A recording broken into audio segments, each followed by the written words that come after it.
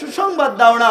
বলে আল জুমাআতু ইলাল জুমাআতি কাফারা, এক জুমাবার থেকে শুক্রবার থেকে অন্য জুমাবারে শুক্রবারে পা রাখতে দেরি হয়, তওবা নিয়ত করতে দেরি হয়, আল্লাহ পুরা সপ্তাহটা মাফ করে পবিত্র বানাইতে দেরি করে না। তো বলবেন এক সপ্তাহটা মাফ করাইছেন, বাকিটা কি হবে? আমার রাসূল সাল্লাল্লাহু আলাইহি ওয়াসাল্লাম বলতেছেন আর রমাদানু ইলা রমাদানি কাফারা।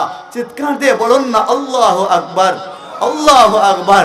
আমার রাসূল সাল্লাল্লাহু আলাইহি ওয়াসাল্লাম বলেন এক রমাদান মাস থেকে অন্য রমাদান মাস যখন আসে, আপনি ভিতরে ভিতরে নিয়ত করে নিছেন রমজান আসছে, সেহরি খাবো, তারাবি পড়বো, ইফতার করব, রোজা রাখবো, হায় ইবাদত করব, আপনি নিয়ত করতে দেরি হয়, তওবা করতে দেরি হয়, আল্লাহ পুরো বছরেরটা মাফ করতে দেরি করে না। তো দর পড়বেন এক বছরেরটা মাফ হইলে বাকি জিন্দেগির কি হয়ে যাবে? আহা, কেমন সুসংবাদ আমার রাসূল দিতেছেন।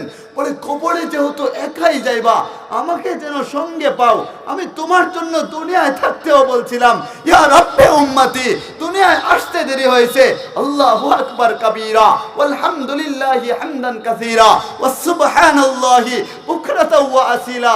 নবীজি সিজদায় পড়া আল্লাহর প্রশংসা করতে দেরি করে নাই। নবীজি বলতেছেন আওয়াজ কইরা, ও যুবক ভাইরা, বয়স 18 হয়ে গেছে, 20 হয়ে গেছে, 25 30 হয়ে গেছে, মুরব্বী চাচাজিরা 40 বছর হয়ে গেছে, 50 60 70 বছর হয়ে গেছে, এবার বলেন না জীবনের দিকে তাকান না, কি কি করছেন অন্যায় কাজ। কেননা আপনার চাইতে ভালো আর কেউ জানে না যে আপনি কেমন, আমি কেমন, ওইটা আপনি জানবেন না।